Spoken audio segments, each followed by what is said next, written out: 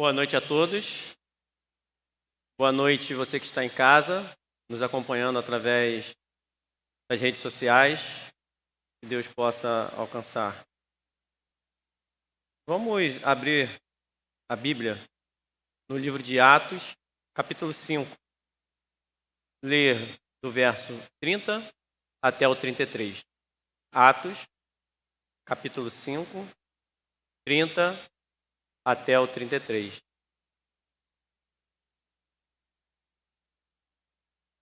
O Deus dos nossos antepassados ressuscitou Jesus, a quem os senhores mataram, suspendendo-o no madeiro. Deus o exaltou, colocando à sua direita como príncipe e salvador, para dar a Israel arrependimento e perdão de pecados. Nós somos testemunhas destas coisas, bem como o Espírito Santo, que Deus concedeu aos que lhe obedecem. Ouvindo isso, eles ficaram furiosos e queriam matá-los. Vamos orar. Senhor, me ajude, ó Deus, a falar aquilo que está no teu coração, nada além. Me dê, ó Deus, o teu Espírito, uma porção para que eu possa, Deus, transmitir de forma correta e fiel a tua palavra. Que seja somente a ti aqui neste momento, Deus. Em nome de Jesus. Amém. Então, comentamos sobre julgamento. Eles estavam diante de um julgamento.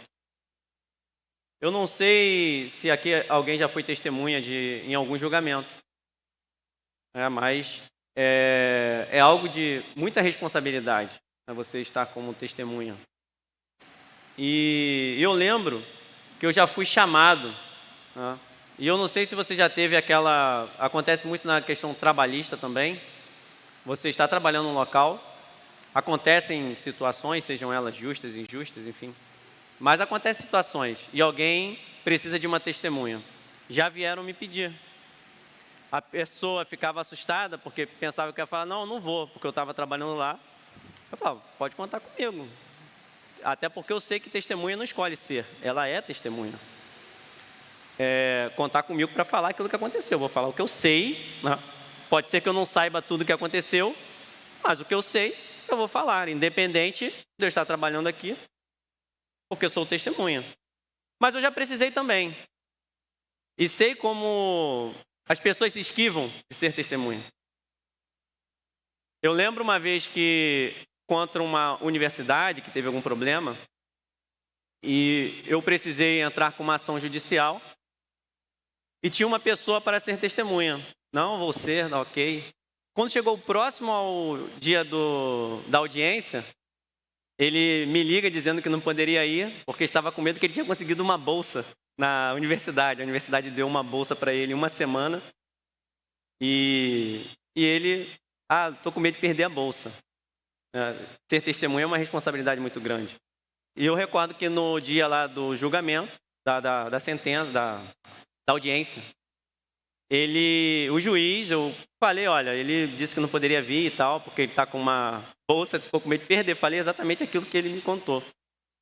Eu até disse, não precisa de testemunha, eu tenho aqui os documentos e tal. Mas o juiz não gostou, ficou chateado.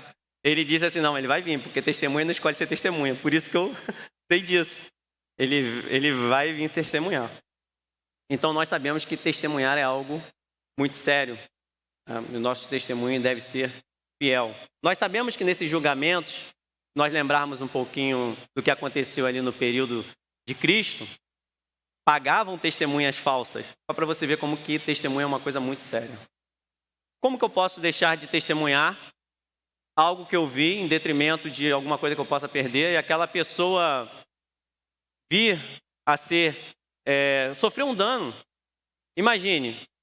Mas se você reparar, mesmo que talvez você tenha passado por isso, mesmo que você tenha medo de testemunhar, há uma briga dentro de você, porque a nossa natureza, que ela não está totalmente anulada, os princípios, aquilo que nós teríamos como dons naturais de Deus, a graça comum a todos, elas estão ainda, não foram totalmente cessadas em nós. E é um conflito. Por exemplo, você vê uma pessoa se afogando. Você quer arriscar a sua vida para salvar essa pessoa, ainda que você não saiba nadar. Você vai tentar fazer alguma coisa. Tem pessoas que até pulam na água, não deveriam, né? Deveriam tentar alguma estratégia. Tem casos que as pessoas aí morrem todo mundo, já aconteceu isso também. Mas a natureza não é você olhar, está morrendo, está acontecendo, e você deixa, porque por mais que você corra, por medo, que nós passamos por isso, todo mundo sente medo. E é muito importante nós confessarmos aquilo que nós temos medo. Não há problema nisso, porque Deus vai te fortalecer.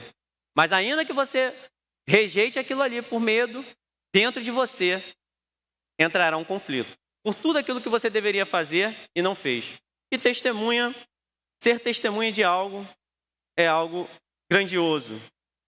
Então, mesmo contra a vontade, né, um juiz vai mandar dizer, olha, você não é testemunha porque você escolheu. Você é testemunha porque você viu algo. Porque você sabe de algo. Isso lhe foi outorgado. Foi dado a você. Você tem responsabilidades com aquilo que você vai fazer com o que lhe foi dado. Será que eu posso ficar inerte ou não? Nós falamos um pouco de uma frase no versículo 30, em que ele foi suspenso no madeiro. Diz isso, suspendendo no madeiro. Que faz referência, porque como assim? O que quer dizer isso? Por que eles estavam achando que Cristo era maldição? Porque em Deuteronômio, não precisa ler, fica a referência, no capítulo 21, no versículo 22 e 23, fala que seria amaldiçoado. Então ele recebeu o que ele merecia. Jesus recebeu o que ele merecia. A sentença que veio para ele era uma sentença legal, ele fez por merecer. Então, através das escrituras, aquilo que eu estou falando aqui, no caso ali, o Sinédrio e os representantes do Sinédrio que estavam julgando os discípulos de Cristo se eles estavam fazendo o que era correto ou não, eles estavam amparados, entre aspas, nas escrituras, podendo dizer, olha, vocês estão nos culpando, mas a maldição é dele. O próprio Deus o rejeitou, porque está escrito. Mas existe uma diferença muito grande em aquilo que sobrevém às nossas vidas quando nós merecemos ou quando, a diferença é quando tem algo que vem, que nos é imposto por alguma coisa, ou nós escolhemos. Às vezes você passa determinadas situações por escolhas, e eu não estou dizendo que são situações ruins, no sentido, situações em que você tenha errado. Escolhas, você escolheu passar por aquilo ali porque você precisava ser testemunha. Por exemplo, você às vezes, por testemunhar, a empresa vai lá e te demite. Aí você passa uma situação e você fez uma escolha. Eu não posso ficar calado diante de uma injustiça. Eu tenho que tomar partido. E você passa por aquilo ali por causa dessa escolha. É possível que isso aconteça. E podem usar as escrituras para dizer, você está sofrendo porque certamente você é um pecador. O que não é uma mentira, porque todos nós somos pecadores. A diferença de um cristão para quem está fora é que o nosso pecado, nós recebemos o preço que foi pago, que é Cristo Jesus. Essa é a única diferença. O que nos difere, não que nós somos melhores, mas que alguém melhor do que nós pagou o preço e nós recebemos e aceitamos essa oferta que é gratuita para as nossas vidas. Então eles estavam sendo acusados de... Os fariseus, os saduceus, os líderes religiosos estavam sendo acusados de terem matado Jesus e eles estavam atribuindo essa morte ao próprio Cristo. Ele fez por merecer, porque o próprio Deus o rejeitou. Mas pensem, eles tinham dureza no coração, e por maior que seja a dureza no coração, que nos leva a ter dificuldades em entender alguma coisa, ele sabe que o coração dele está duro. Eles sabiam que eles estavam mentindo. e eles preferiram a mentira. É como uma testemunha falsa, que está sempre saindo, rejeitando. Ele sabe que ele tinha um dever e ele não fez, ele está fazendo diferente. E aqui, eles sabiam disso e eles estavam se firmando na mentira. Eles rejeitaram a rocha que é Cristo e se firmaram nessa mentira. Agora vem uma pergunta que, isso aqui, pelo menos para mim, uma pergunta que veio dentro do meu coração. Se Cristo morreu e ele não merecia, por que Cristo morreu? Qual foi o motivo de Cristo morrer? Gálatas 3, versículo 13. Gálatas 3, versículo 13.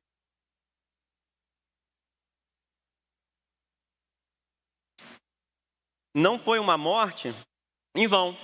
E aí nós precisamos nos colocar numa posição, por que nós precisamos testemunhar Cristo? Por que compartilhar essa palavra? Por que convidar? Por que nós fazermos o nosso papel de levar esse evangelho para outras pessoas? De se empenhar. É um momento de todos nós estarmos empenhados em testemunhar o que Cristo fez. Diz assim: Cristo nos redimiu da maldição da lei quando se tornou maldição em nosso lugar. Pois está escrito: maldito todo aquele que for pendurado no madeiro. Os mestres da lei não estavam errados de forma total, porque de fato tinha uma referência, mas a interpretação estava errada. A referência era correta. A referência ao Antigo Testamento, e Deus permite que isso aconteça, mas a iluminação não. Porque eu posso ler um texto, mas não ser iluminado por ele. Eu não posso alterar o texto. Eu não posso inventar doutrinas.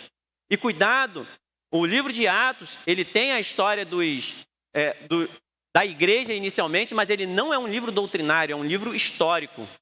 Não se pendura a doutrina por algo que você viu. Você olhou ali e os discípulos falaram que aconteceu alguma coisa, e você diz, então tem que fazer desse jeito uma cura. Não, aquilo não é uma doutrina, é um acontecido. Um acontecido não é uma doutrina para a igreja. Senão nós começaremos a ter um monte de coisa. Por isso que vem as dificuldades, às vezes, de substituir esse evangelho por questões que são simplesmente delírios. Delírios que as pessoas trazem do Antigo Testamento para poder fazer no Novo Testamento. Entendam uma coisa, o que aconteceu não era errado no Antigo Testamento, mas era sombra. É como se você estivesse presenciando aqueles momentos ali, estivesse na sombra de alguém, como se alguém estivesse te abraçando pela sombra. O que você precisa fazer? Seguir a sombra, para saber quem é que projeta aquela sombra. Uma vez que você chegou naquele que projeta a sombra do Antigo Testamento, que é Cristo Jesus, fique nele. Entenderam isso? Cristo projeta o Antigo Testamento. A sombra está lá. Aqueles rituais, tudo que acontece. Agora que você se agarrou em Cristo, para que você vai querer um abraço da sombra? Qual é o abraço que você sente? Qual é o abraço que muda o seu ser? Você está presenciando o próprio Cristo. Então, o pensamento que esses líderes eclesiásticos da época tinham aqui nesse momento faz um certo sentido. A referência correta, mas a interpretação errada. Aproveito para dizer sobre interpretação. Algumas pessoas, quando entram em debates, quem me conhece sabe que eu entro em debates, que existem várias interpretações. Não existe. Existe a correta e as erradas. Nós podemos, às vezes, nos firmar nas erradas. Existem aplicações diferentes. Aplicações não muda a interpretação. A interpretação é uma só. Então, eles interpretaram errado ali, porque eles não interpretaram à luz da vida deles pessoal, porque eles poderiam olhar para a vida deles e saber, somos mentirosos. Simplesmente se eles fizessem isso, eu sou mentiroso. Mas eu estou atribuindo esse versículo para ele para poder sustentar-me na mentira. Eu estou me sustentando na mentira. Então, por um lado, nós entendemos que ele era maldito. Mas por quê? Ele se fez, não é isso? Ele se tornou maldição. Em quê? Em nosso lugar. Então ele carregou os pecados. Isso eles não interpretaram. De fato, Cristo naquela morte carregou os pecados de toda a humanidade. Dos que, inclusive, os estavam acusando os apóstolos ali. Os apóstolos estavam sendo acusados por aqueles líderes, e esses pecados, essa maldição que aconteceu, não era de Cristo, era dos próprios acusadores. E não só dos acusadores, porque a abrangência desse evangelho, e é por isso que nós estamos aqui, é para todos, toda a humanidade, todos que se chegarem a Cristo. Mas eles não consideraram que quem merecia estar ali eram eles próprios que estavam julgando. Aquela morte, eles que mereciam, e eles não tiveram a condição de falar, essa morte é minha mesmo. Eu sou responsável por essa morte. E a morte de Cristo morrer, com isso nós entendemos que não foi um espetáculo. Não foi simplesmente para exibir piedade. Eu, quando iniciei no Evangelho, eu pensava que Cristo, eu via, não sei quem via assim, mas eu via Cristo como um pobre coitado, que morreu, sofreu, coitado, olha o que ele fez. Mas Cristo se entregou, ele se esvaziou, ele se entregou e deixou por algum tempo a morte o pegar. Porque se ele não deixasse, a morte não alcançaria Cristo. Mas ele permitiu. E para quê? Qual o motivo? Para que nós pudéssemos ser resgatados. Ele estava resgatando a humanidade. Ele estava recuperando aqueles que são aflitos. E por isso é a necessidade de nós pregarmos esse evangelho. É um evangelho que reabilita o coração das pessoas, que oferece perdão gratuito para todo pecador. Todo pecador. Não só os que estão nos ouvindo em casa, não só os que estão aqui, não só aqueles que têm algum estudo, não para o pobre, não para o rico, para todos. Não faz acepção de pessoas. Deus não rejeita o rico, não rejeita o pobre, não rejeita aquele que tem instrução e o que não tem. Todos são chamados para esse banquete diante de Cristo. Esse foi o significado. Por isso, Deus fez essa entrega para a humanidade. Por isso, Cristo se fez maldição. Ele se torna maldição. Em quê? Em nosso lugar. Quando fala isso, o que estava falando também para eles ali, para os líderes? Cristo se fez maldição em seu lugar. Você que está me questionando, é verdade que essa morte era uma morte de maldição. Você não está errado com isso. Só que você precisa avançar. Você precisa entender, você precisa ser iluminado pelo que a palavra está dizendo. É maldição sim, isso é uma verdade, mas a maldição que ele está carregando é a sua. Ele está te libertando, ele está te dando uma oportunidade de você poder ter acesso ao Deus. Porque ele é o único caminho. Como não pregar, como não ensinar essa palavra, como não se esforçar para fazer aquilo que Deus nos ordena. E ele continua no próprio versículo 30, diz: o Deus dos nossos antepassados ressuscitou Jesus. Ele se fez maldição. Em Atos 10, 39 e 40, eles falam que eles são essas testemunhas de tudo o que aconteceu. Eles viram o que aconteceu ali, eles foram testemunhas oculares, mas aí vem o efeito que Cristo tem sobre a morte, que Primeiramente diz, nós somos testemunhas de tudo o que ele fez na terra dos judeus e em Jerusalém, onde o mataram, suspendendo-o no madeiro, ou se fez maldição. Deus, porém, o ressuscitou no terceiro dia e fez que ele fosse visto. Deus, porém, até aí, o ressuscitou no terceiro dia. Em Atos 13, 28 e 30, percebam que essa declaração se repete. Mesmo não achando motivo legal para uma sentença de morte, pediram a Pilatos que o mandassem executar. Tendo cumprido tudo o que estava escrito a respeito dele, tiraram-no do madeiro e o colocaram no sepulcro. Mas Deus o ressuscitou dos mortos. Deus reverteu esse julgamento. O julgamento do ser humano que foi contra Cristo foi revertido. Me explique uma coisa. Como que você vai recorrer após a morte? Comentei na parte da manhã. Se houver uma injustiça, se você tem uma sentença de morte, como que o Estado poderá reparar esse dano? Teria ele poder para poder dizer, vou levantar o seu parente do sepulcro, eu vou dar vida novamente, eu errei aqui. Agora, quando acontece, tentam dar dinheiro, quando não entra para a dívida ativa, o que é a dívida ativa? Quando esqueci o nome, é dívida ativa, mas é a dívida do Estado que só sai quando sobra dinheiro. Ou seja, não querem pagar. Quando pagam?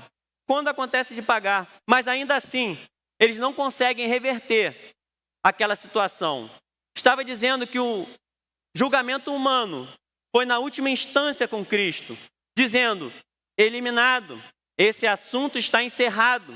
Mas Cristo, ele não ficou no sepulcro. Quando foram buscá-lo, o sepulcro estava aberto. E a pergunta era, como que você procura entre os mortos aquele que vive? Aquele que está vivo, você está procurando alguém que... Mas ele não falou que ia viver, alguém que está morto. Mas ele não falou que ressuscitaria. Ele não está morto, ele ressuscitou. A última instância, o julgamento supremo, disso que nós estamos sendo testemunhas, de que Deus, ainda que ele se tenha feito maldição por nós, pelos nossos pecados, essa morte foi revertida. Eles agiram contra Deus, mas Deus demonstra também para nós. E Cristo, vocês vendo essa intrepidez de Pedro, dos apóstolos pregando, está nos ensinando que aquilo que mais nós podemos temer, que é a morte, essa sentença final, não há derrota para o cristão. Isso é uma verdade. Quando eu falo não há derrota, não é que não haverá dificuldades, é porque nós não podemos ser destruídos. Aquele que tem poder sobre a morte nos dá essa garantia. Jesus rompe a morte e a maldição. Ele foi aprovado e dominou sobre todas as coisas. Cristo tem o domínio de todas as mazelas da humanidade. Ele é quem pode restaurar. Por isso nós devemos pregar. Por isso nós devemos ensinar, ter coragem, vencer o medo. Como vencer o medo? Se de fato eu estou com medo. Porque o medo às vezes paralisa você. Somente com a ajuda do Espírito Santo. Não há como nós sermos cristãos. Não existe cristianismo sem o Espírito Santo. Não existe cristianismo sem a ressurreição de Cristo. Mas a igreja, para você caminhar, não somos perfeitos, mas Cristo nos ajuda.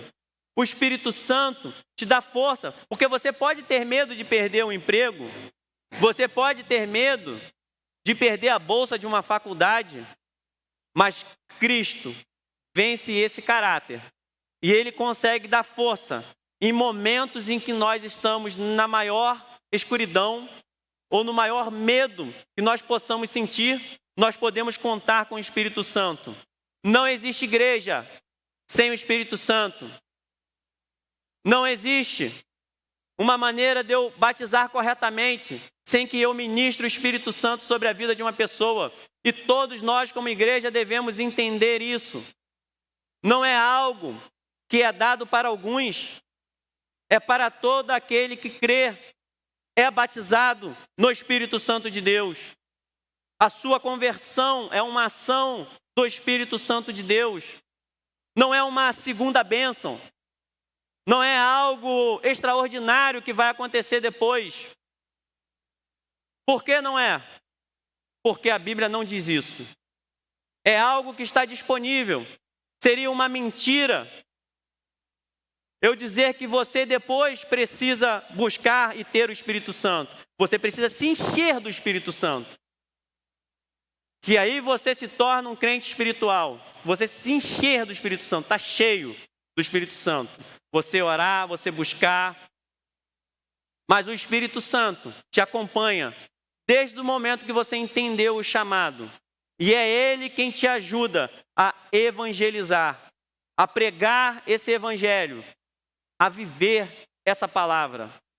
Repito novamente, não existe igreja sem o Espírito Santo. Não existe a possibilidade de eu entender a Bíblia, ser iluminado. Não existe revelação na Bíblia. Como assim? A Bíblia já é revelada.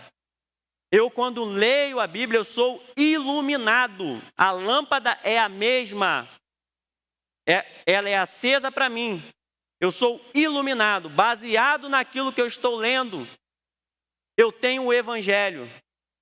Eu tenho Cristo. E é isso que eu devo ensinar e pregar. Não existirá revelação nova. Já está fechado. Não pode acrescentar nenhum tio e nenhuma vírgula. Você só precisa deste Evangelho. Pedir a Deus, Senhor, pelo Espírito Santo, me ilumine para eu entender aquilo que está escrito e para eu poder viver, para que eu possa fazer conforme o Teu Espírito Santo. Mas revelações novas não existem. Revelações novas só tem um que dá, são anjos caídos.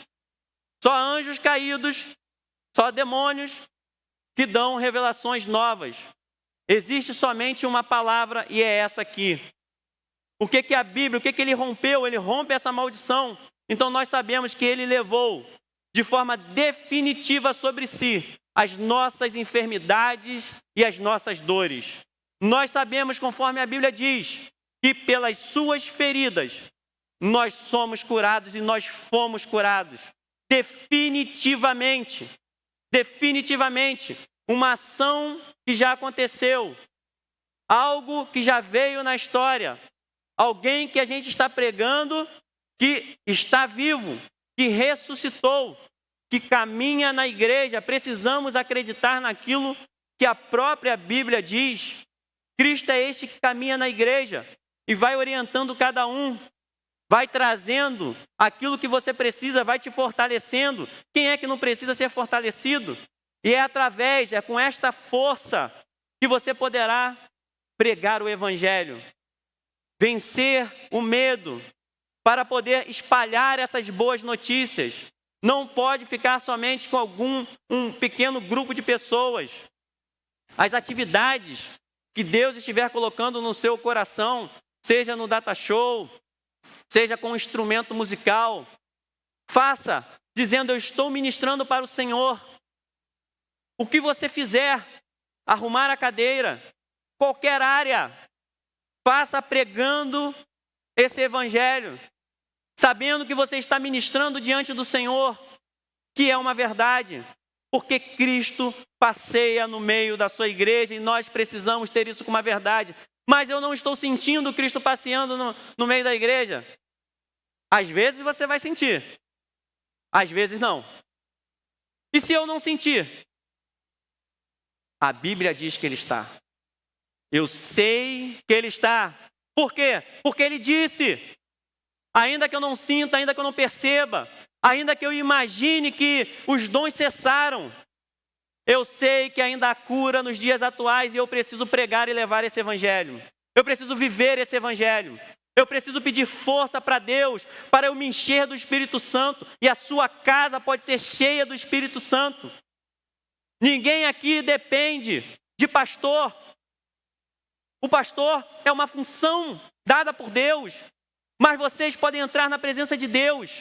Vocês podem ser cheios e compartilhar com o seu dom. O dom que você tem é de Deus e é precioso. Faça da melhor maneira, dizendo: o Senhor está aqui passeando e eu estou fazendo porque eu estou adorando. É Cristo, é por Ele e é para Ele. Há um Deus que tudo vê. Ainda que nós venhamos a pensar que não tem mais jeito diante desse tribunal tenebroso, há um Deus que tudo pode, que tudo para Ele é possível. E Ele mostra isso na ressurreição de Cristo. A sentença que poderiam dizer: já era, acabou.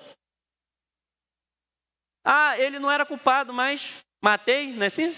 Já morreu? Não ficou assim. Não ficou na impossibilidade.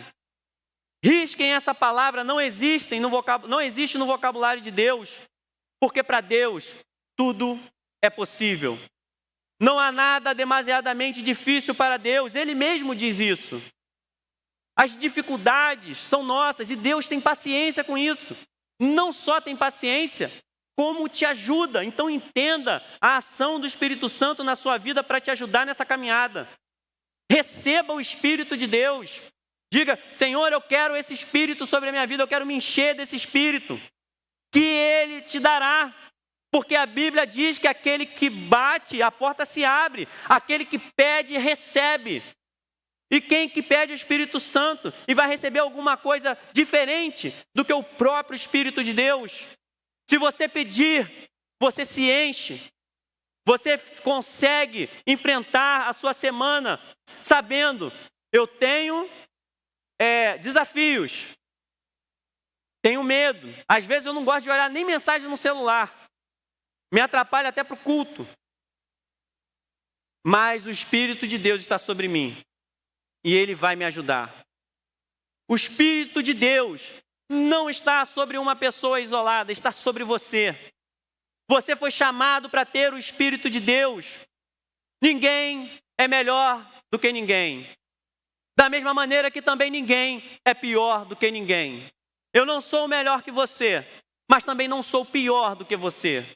Nós somos iguais. Temos o mesmo valor diante de Deus. O seu valor é único. Jesus morreu para te salvar. Não há limites para o poder de Deus. Não há dano que não possa ser mudado por esse evangelho. Você é chamado para pregar esse evangelho, para multiplicar essa palavra. Não há nenhum dano que possa dizer: olha, Deus ficou inoperante diante da morte, o que fazer?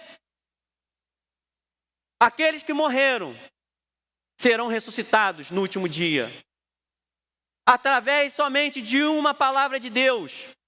Todas as pessoas que morreram em todas as épocas irão se levantar, se juntar e estar diante de Deus. Aqueles que entenderam terão as suas lágrimas enxugadas. Não haverá mais choro.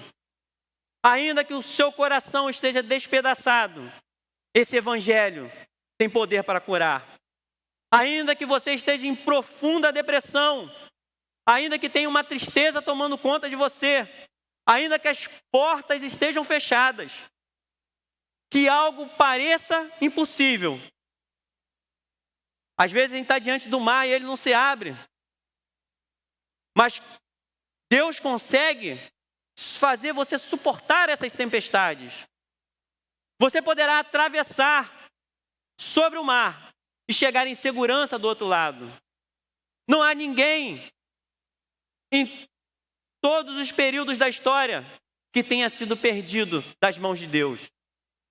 Não existe uma vida que tenha se perdido. Todas estão contadas e todas estão guardadas e todas estão seguras. Por isso nós precisamos pregar esse evangelho. Ainda que todos estejam lutando contra Deus, ainda que muitos estejam tentando esconder os pecados, nós sabemos que Deus exaltou a Cristo, colocando-o à sua direita como príncipe e salvador. Ele estava dizendo, vocês estão dizendo que adoram a Deus, isso para os fariseus, saduceus, os líderes religiosos, e dizendo que ele o fez príncipe. Cristo recebeu todas as honras.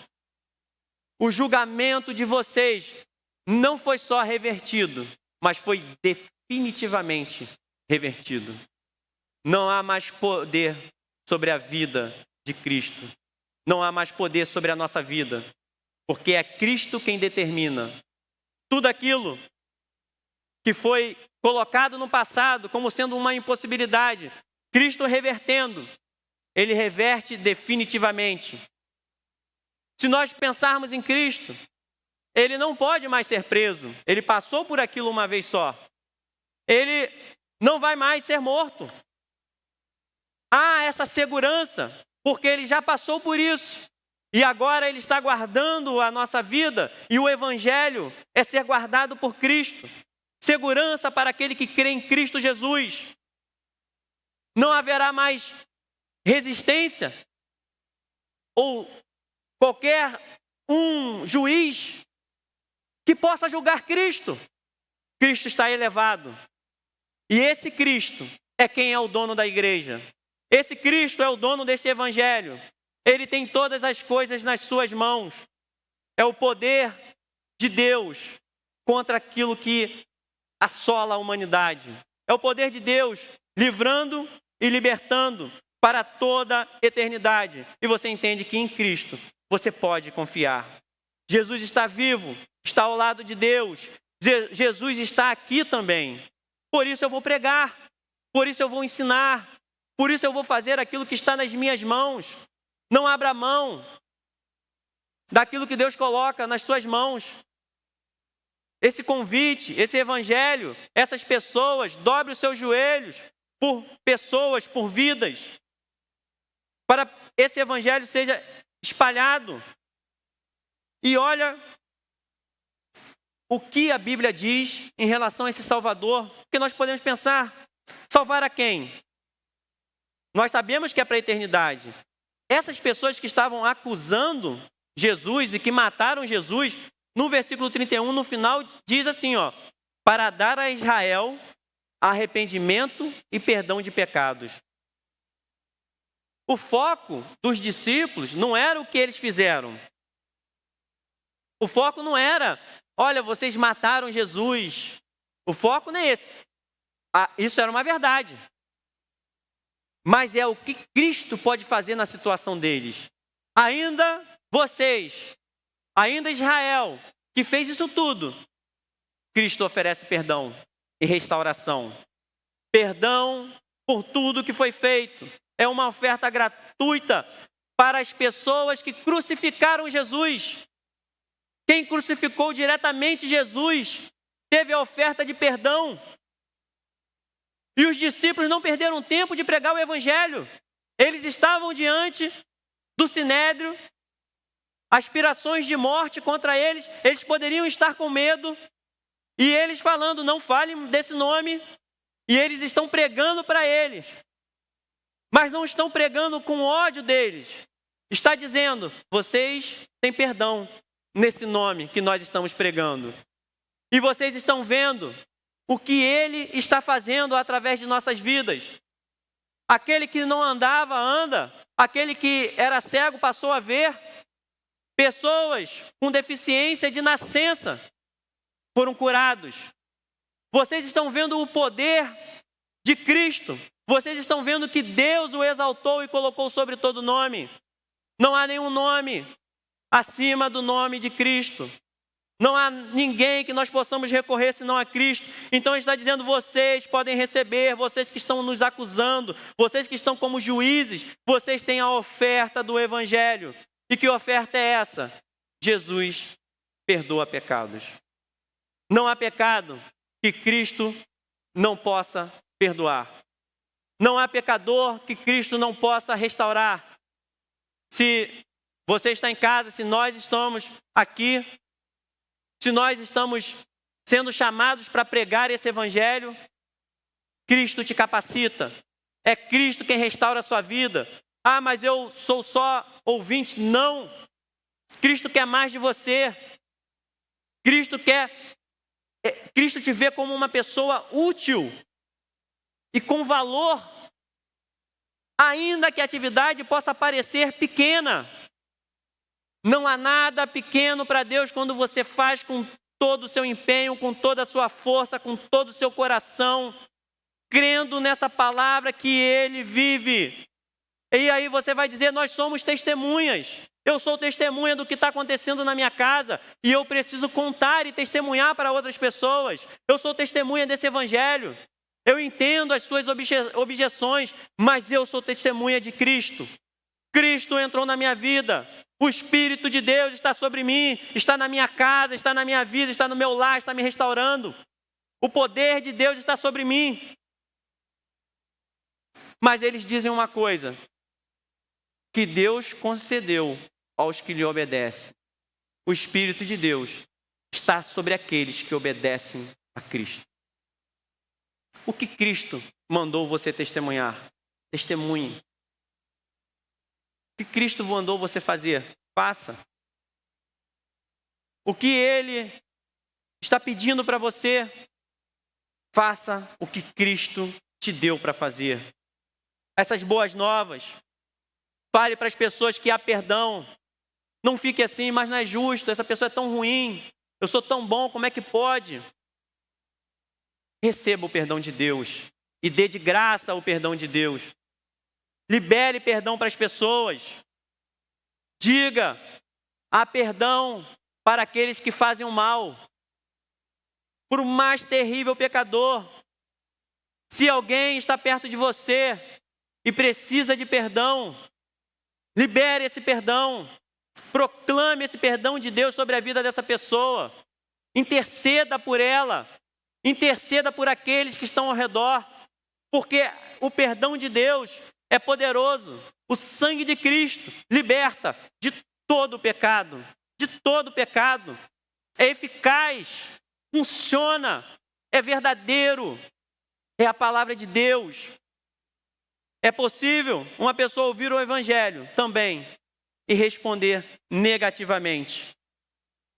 Eles ouviram e ficaram furiosos. Queriam matá-los. Hoje não vou entrar na participação omissa de Gamaliel, um discurso que eu vou dizer já para vocês de antemão, derrotado, porque ele não assumiu posição. Ele não assumiu posição. Cristo nunca iria deixar a sua igreja acabar. E ele não deixou. A prova está em você. A prova está em mim. Quem seria eu para poder falar do amor de Deus? E eles decidem bater mais. Eles soltam através desse discurso falido de Gamaliel, mas eles decidem assim, vamos açoitá-los. Algumas pessoas com esses açoites até morriam, para vocês entenderem. Olha, Deus nos ouviu, nós estamos diante desse julgamento e fomos liberados. E aí você apanha mais. Você apanha, você é liberado e ainda, mais uma vez eles dizem, olha, não preguem esse nome, não pregue Jesus. E não façam mais essas coisas. Entendam uma coisa. Não era só o ato de falar de Cristo. Estava envolvido ali o que eles queriam parar toda a obra. Estavam curando. Pessoas de nascença com doenças estavam curando. Eles estavam libertando. Pessoas saem das drogas. Pessoas saem da prostituição. De uma vida perdida, de mentira. Famílias destruídas. Ele não era só parar de falar, era parem com essa obra, está me incomodando, está acabando com aquilo para o qual eu estou praticando, aquilo que está na minha vida, porque eles estavam com o coração endurecido. Essa obra não pode parar.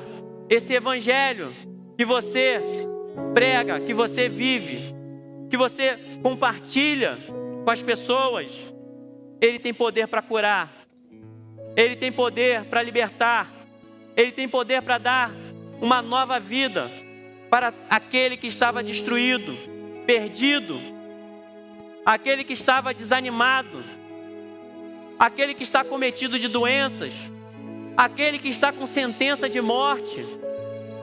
Não há ninguém que não possa usufruir da esperança que o Evangelho tem. Todos aqueles que recebem o Evangelho têm benefícios para a eternidade. Ainda que morra, será ressuscitado no último dia. E nesse dia, todas as coisas se farão novas. Esse é o Evangelho de Cristo. Não haverá mais lágrimas, porque o próprio Deus enxugará. Não haverá mais morte. Você é chamado para viver eternamente com Cristo. Chame outras pessoas para viver eternamente com Cristo. Continue pregando, continue falando, continue vencendo essa hipocrisia que tinha ali no Sinédrio, com esses líderes religiosos que sabiam que estavam errados, mas não queriam que outras pessoas fossem libertas. Eles tentaram falar: não fale mais desse nome, não façam mais essas ações, pare o coração voluntário, pare de atender as pessoas que são necessitadas, pare de tirar pessoas das drogas, do erro, do engano, pare de pregar, pare de ensinar, não fale mais, fica quieto. Às vezes nós temos que ficar quieto. Não estou dizendo que é sempre falar. Esse falar engloba você estar firme ali, ainda sem palavras, ainda que seja de joelhos, ainda que seja intercedendo, mas você está ali firme. Você é chamado para não ter medo, não parar de falar deste nome, compartilhar, chamar, convidar. Continue pregando e convidando, e continue crendo que Cristo vive, e Ele restaurou a sua vida, e Ele vai restaurar outras vidas através de você. O Espírito Santo te capacita para poder falar, para poder compartilhar. Ele te dá condições de fazer aquilo que você não consegue. É o Espírito Santo que faz, não é você. Cristo não chamou para você ser autossuficiente. Ele te chamou para você depender mesmo dEle, para você clamar a Ele, para você contar para Ele, ter conversa franca com Ele, falar: Espírito Santo, o meu coração está assim, o meu pensamento está desse jeito, Espírito Santo, me ajude. Às vezes eu ouço e parece que o Evangelho está tão distante, parece que eu não poderei alcançar. Lembre-se que não há limites para o poder e para o amor de Deus. Não há limites para aquilo que você pode fazer. Sonhe os sonhos de Deus. Quando eu falo isso, algumas pessoas: Deus não sonha. Mas é uma maneira de nós entendermos os projetos de Deus, a vontade de Deus. Sonhe os sonhos de Deus e viva, não abra mão. Fale assim: Senhor, eu sou teu, Senhor. Eu te glorifico aqui nessa manhã, nessa noite, Senhor. Eu te glorifico aqui, Senhor. Eu estou entregando mais uma vez a minha vida a Ti. Os meus caminhos são Teus, Senhor. Me use, ó Deus, para multiplicar, para pregar esse Evangelho, Senhor. Para trazer transformação, Senhor. Traz transformação dentro de mim, Senhor. Multiplica, ó Deus, o Teu Espírito dentro de mim. Venha transbordar, ó Deus. Me dar atitudes que Te louvem, que Te engrandecem, Senhor. Que faz com que o Senhor fique alegre, Deus. Que eu sei que eu estarei alegre, Senhor. A Bíblia diz que eles estavam alegres, mesmo depois de serem açoitados. Foi o Espírito Santo que deu essa alegria para eles, porque eles se acharam dignos de receber o mesmo castigo que Cristo recebeu. Porque eles estavam caminhando o mesmo caminho de Cristo. E eles foram açoitados e disseram: Senhor, eu não irei parar. E a igreja continuou. Eles pregaram em casa, eles multiplicaram, eles continuaram o caminho, eles insistiram, eles foram perseverantes. Deus te chama para perseverar. Persevere, porque Deus é um Pai amoroso. Senhor, nós te agradecemos, ó Deus. Entregamos, ó Deus, esses momentos a Ti. Louvado seja o Teu nome, Senhor. Louvado e engrandecido seja a Ti, Senhor. Nós te honramos, nós te glorificamos. Nós queremos, ó Deus, engrandecer a Ti. Nós queremos, ó Deus, viver e pregar esse Evangelho. Nos ajude, ó Deus, a espalhar essas boas notícias, a poder perder o medo, ó Deus, a poder avançar, Senhor, continuar, que não tenham sentimentos no nosso coração que atrapalhem, Senhor. Cremos e confiamos em Ti, Senhor. Às vezes nós sentimos medo, Senhor, mas confiamos na Tua palavra, ó Deus, porque o Senhor está cuidando de nós, em nome de Jesus, Senhor.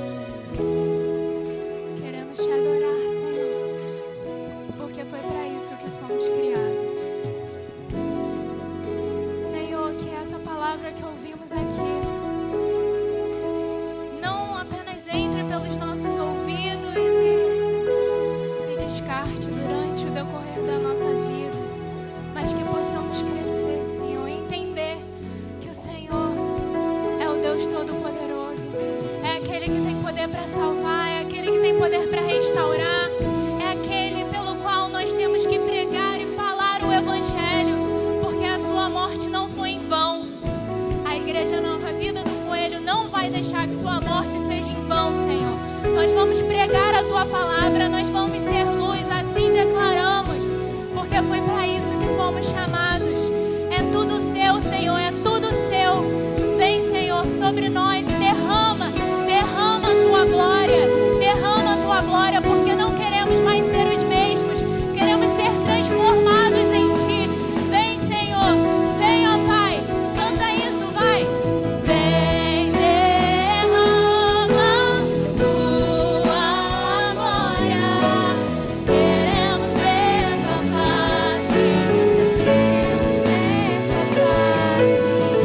Vem, derrama tua glória, queremos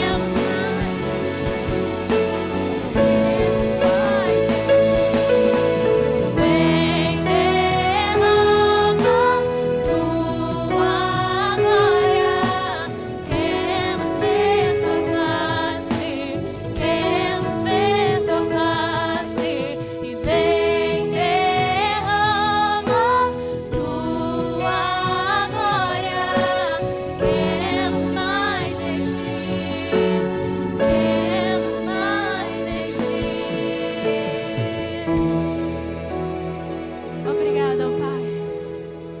Obrigada por esse momento. Esteja conosco no decorrer dessa semana.